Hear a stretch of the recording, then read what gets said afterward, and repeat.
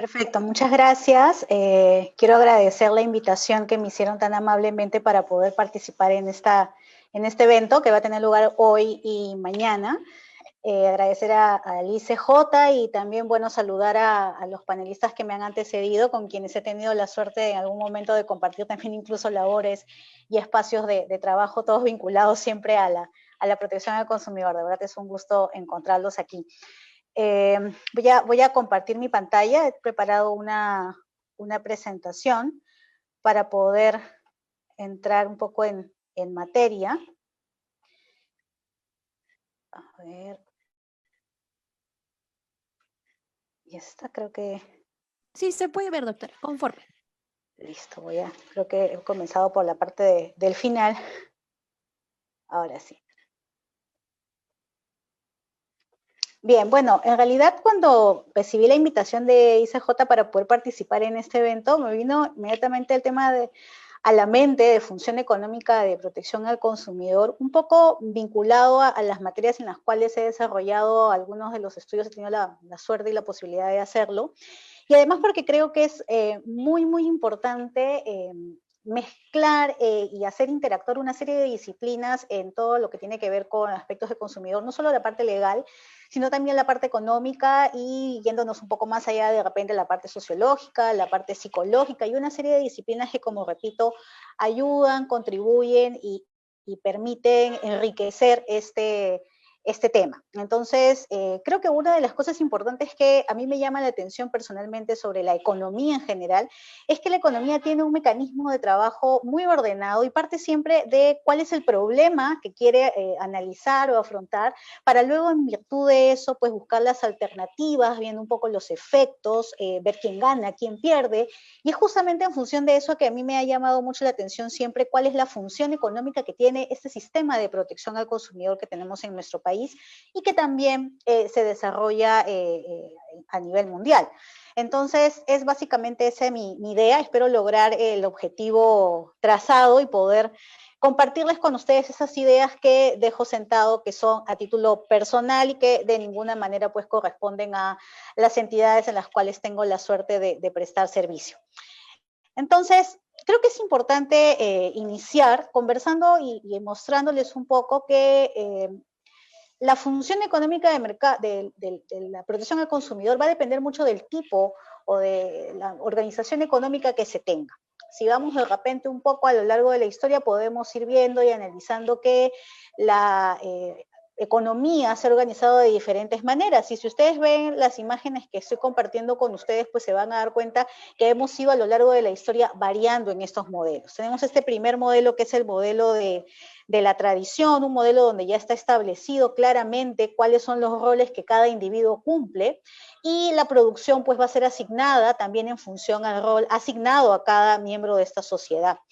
Tenemos otro modelo que está llamado o es llamado el modelo de la planificación centralizada y que automáticamente pensamos en un Estado que nos indica y que indica qué es lo que se produce, cuándo se produce, cómo se produce, con qué características van a estar los bienes en el mercado o los servicios, y que en definitiva pues tiene un gran problema, y es que quien decide qué es lo que se produce y cómo se produce no es el consumidor, no es la persona final que va a recibir ese bien o ese servicio, sino es un ente superior, y que lamentablemente en la mayoría de los casos no tiene la información suficiente como para poder hacer una decisión eficiente y que resulte ventajosa para los que reciben justamente ese mandato. Y finalmente pasamos a este modelo, el modelo de mercado, que es el que nosotros vivimos en la actualidad, que se vive en la mayoría de los países del mundo, que es este modelo de mercado. Este modelo de mercado es un modelo en el cual justamente quien importa es el individuo. Estamos hablando de un modelo en el cual hay una interacción, una serie de interacciones que se generan entre aquellos que ofrecen bienes o servicios y aquellos que los demandan, que son finalmente pues proveedores y consumidores. Este esquema de modelos de organización económica y una serie de ideas que voy a compartir con ustedes en estos momentos que me han otorgado para la disertación están muy explicados y me ha sido de mucha utilidad el material que fue publicado justo en el año 2011 por la Universidad del Pacífico, un documento que creo que es muy interesante para poder revisar, llamado Ensayo sobre la protección al consumidor en el Perú, les mencionaba, del año 2011, y donde hay una serie de artículos, por ejemplo, del doctor Carlos Patrón, del doctor Pierino Stucchi, el doctor Oscar Sumar también, quienes perfilan estas ideas que vamos a compartir el día de hoy. Entonces nos quedamos con esta idea del modelo de mercado y que en definitiva es un modelo que brinda una serie de características particulares y que ha demostrado a lo largo de los años ser justamente el más eficiente. Y ha demostrado ser el más eficiente porque hay una serie de intercambios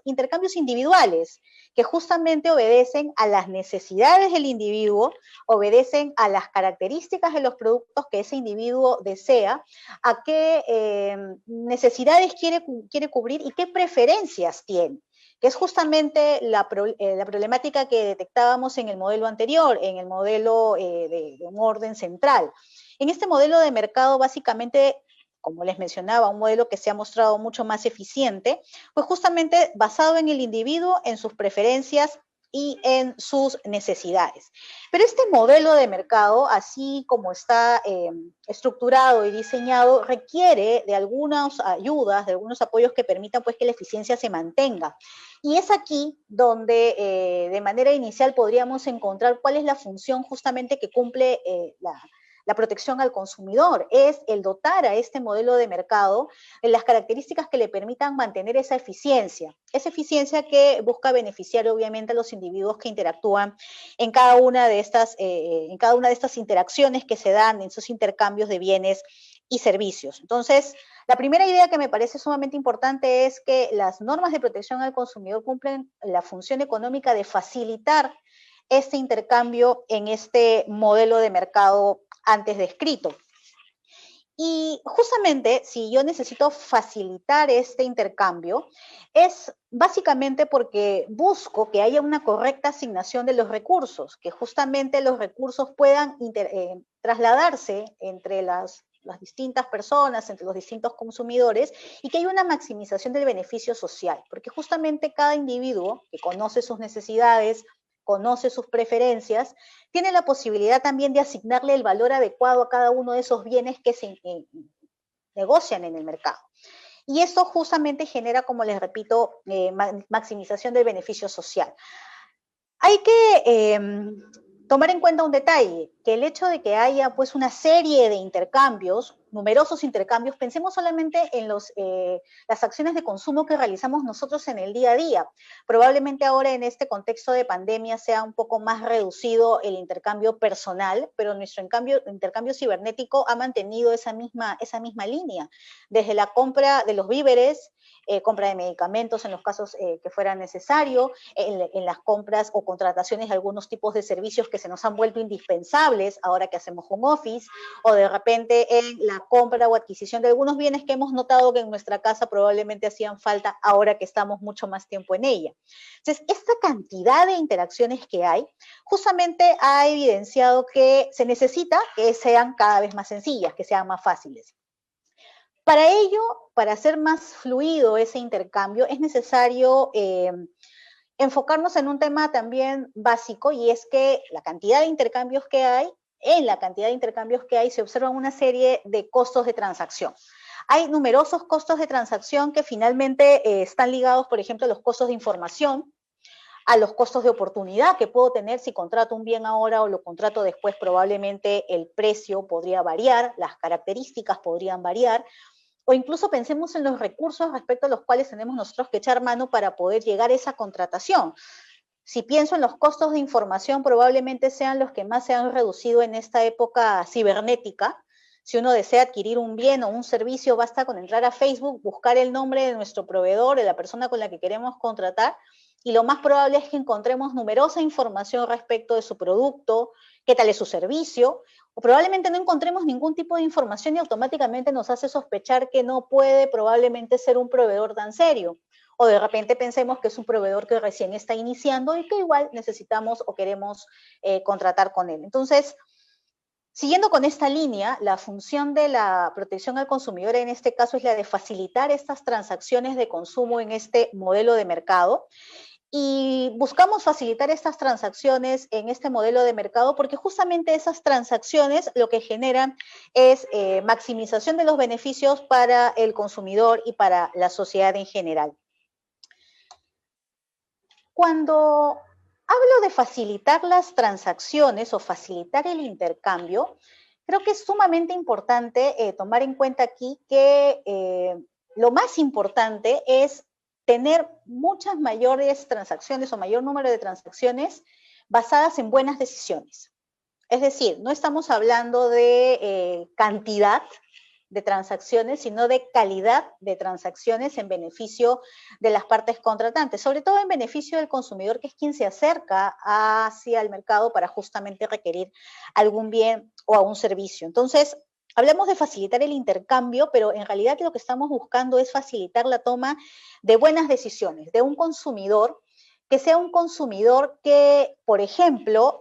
compara las ofertas, que tiene esa previsión y tiene ese acceso a la información como para buscar a un proveedor A un proveedor B, conocer las características, informarse, contar con un mapa de repente mental que le permita decir, con este proveedor puedo contratar por el precio, por la calidad, por la cercanía. Todo eso hace que tomemos buenas decisiones y finalmente estas buenas decisiones lo que hacen es dinamizar este mercado, dinamizar este modelo de mercado que se ha instaurado y que, como les repito, y lo mencionaré siempre, busca y trata de generar también un beneficio social, un beneficio general. ¿Cómo es que las buenas decisiones de consumo dinamizan la economía en su conjunto? Pues pensemos en este consumidor, que es un consumidor que compara, que se informa, que busca opciones y que en el mundo de esas opciones pues elige aquella que le resulta mucho más beneficiosa, porque ha hecho esta comparación, este análisis, dependiendo obviamente del tipo de producto que va a consumir o adquirir. No vamos a tener pues la misma previsión de comprar o al comprar productos alimenticios día a día, de comparar, aunque probablemente algunos lo hagamos en el supermercado o en el mercado al que vayamos, de la previsión que podemos tomar, por ejemplo, cuando deseamos contratar una tarjeta de crédito o adquirir un crédito hipotecario, adquirir una vivienda, ¿no? Entonces, tenemos la imagen de un consumidor que compara, que elige, que busca información, que cuestiona, que es muy consciente de que su actuación va a generar una repercusión en el mercado. Y ese consumidor lo que logra a su vez es un proveedor eficiente, un proveedor que busca siempre la satisfacción de su consumidor de la manera más eficiente posible, porque obviamente este proveedor siempre va a buscar un beneficio para sí mismo. Un proveedor no ingresa al mercado para regalar su producto, no sería proveedor, tendría condición de otra naturaleza. Este proveedor que tiene en mente que lo que busca es beneficio económico para él, pues se da cuenta que este consumidor es un consumidor exigente y al buscar satisfacerlo tiene que buscar la mejor calidad posible en base al precio, las mejores herramientas para que su producción sea cada vez más eficiente, la mejora de sus procesos para que los réditos que él obtiene sean los más altos posibles dentro del marco del negocio que se va a hacer. Y finalmente todo ese movimiento entre consumidor y proveedor dinamiza ese mercado, dinamiza esa economía, dinamiza la economía en su conjunto y como consecuencia de ello beneficia y maximiza el beneficio social.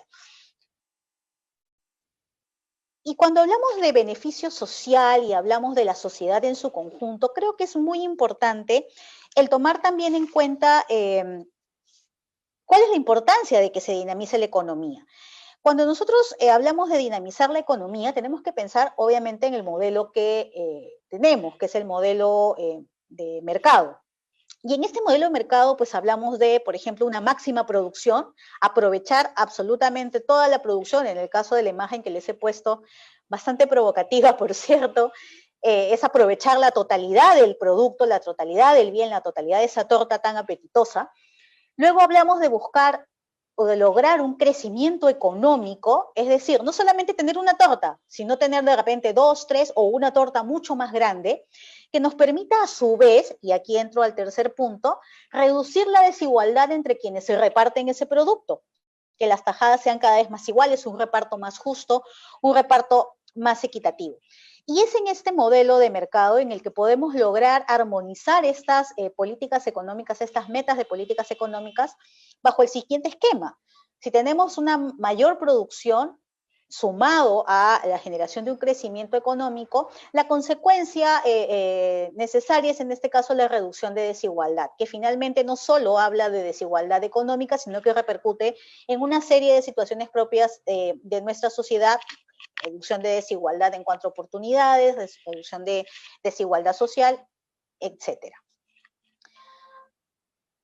Ahora,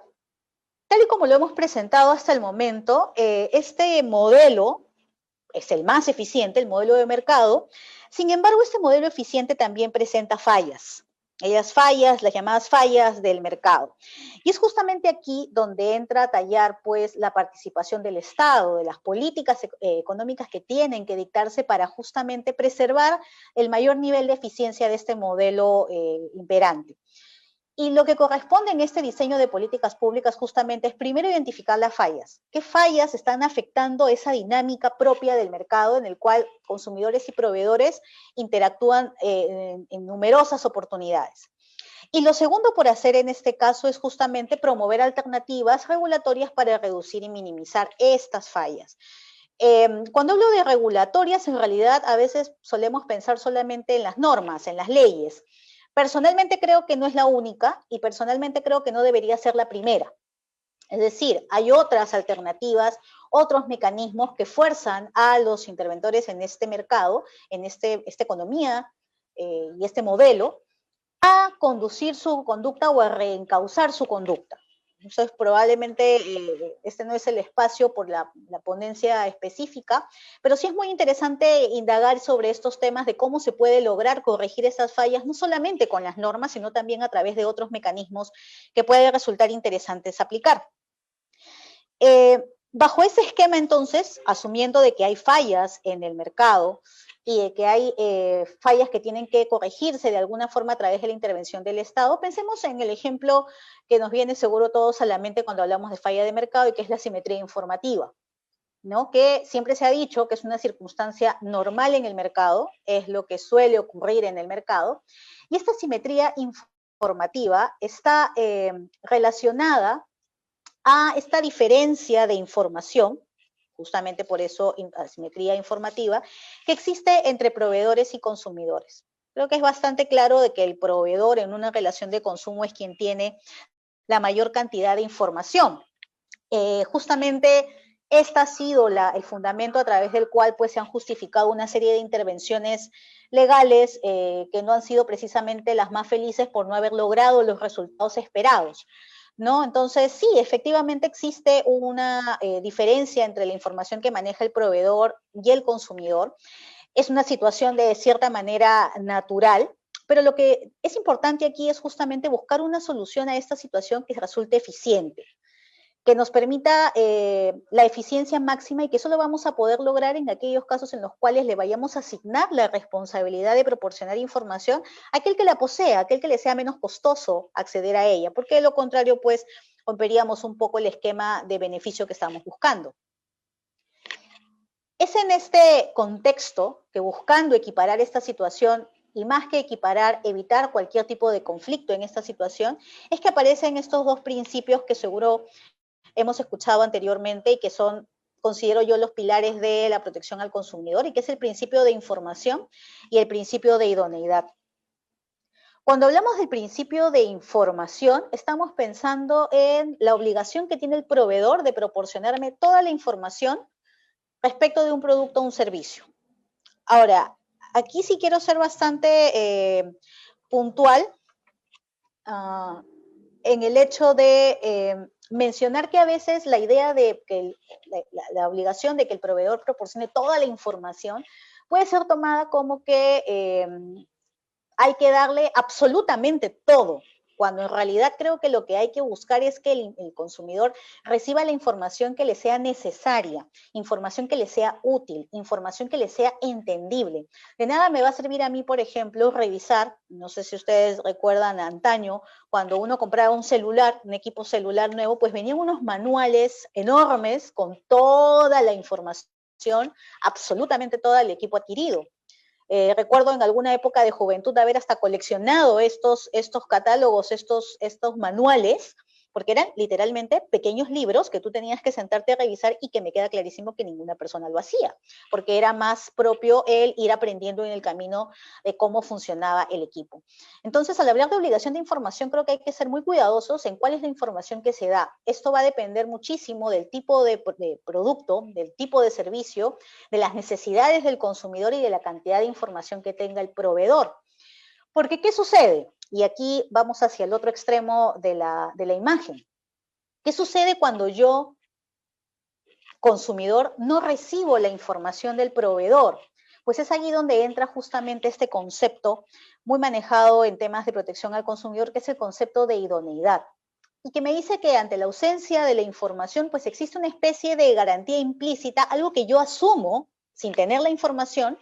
que va a cumplirse en el producto que estoy adquiriendo o en el servicio que estoy contratando. Imaginemos, no sé, se me ocurre la compra de un par de zapatos. Si yo me acerco a una tienda en un centro comercial de renombre, por llamarlo de alguna forma, en una tienda bastante conocida y en una tienda donde los precios de los zapatos pues bordean los 400 o 500 soles, lo más probable es que yo asuma que la calidad del material utilizado es pues cuero o alguno de mayor calidad. No sé si habrá alguno de mayor calidad. Entonces, lo que quiero que quede claro es que este concepto de idoneidad me ayuda a mí como consumidor a diseñar mentalmente qué cosa es lo que yo espero de este producto, independientemente de la información que me hayan brindado, pero qué es lo que espero de este producto, pensando en justamente las circunstancias que lo rodean, ¿no? Entonces, todos estos conceptos y estas ideas nos ayudan de alguna manera a buscar que esta simetría informativa no genere ineficiencias en estas relaciones de consumo. Y finalmente, ya para ir cerrando mi participación, algo que me llamó mucho la atención y hasta ahora también me será de mucha importancia para mí, es que creo que nosotros como consumidores somos responsables de cada una de las actuaciones que tenemos en el mercado. Es un poco difícil manejarlo así considerando la variedad que podemos tener en nuestra sociedad. Personas de distintos niveles educativos, sociológicos, socioeconómicos, que podrían hacer de repente un poco más difícil este reconocimiento. Pero sí creo que es una tarea muy importante de quienes estamos metidos en el tema de protección al consumidor, de compartir información, de buscar educar a este ciudadano que ya no es solamente un ciudadano político que tiene derecho a voto